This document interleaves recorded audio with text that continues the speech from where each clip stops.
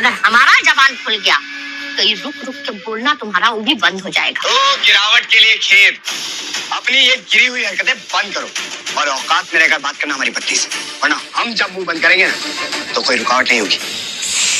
बाप रे बाप, बेटा तुमको कितना गुस्सा आता है। देखो गुस्सा करना है ना तो अपने आप पे करो, काहे कि तुम किसको शादी करके ले आए हो रुकावट के लिए खेत को। कहाँ तुम कहाँ ये कोनो मैच है। कोई बात नहीं, गलती हो जाता है लेकिन उसको करेक्शन किया जा सकता है। एक मिनट रुको, हम कुछ लेकर आते हैं।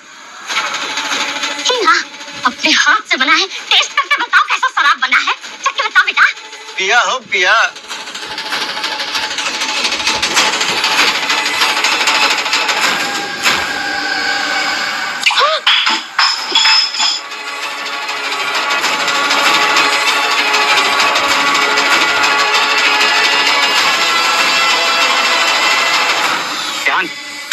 अपना कीचड़ में पैर मत रख, कुछ दिनों की बात है, बर्दाश्त करते हैं।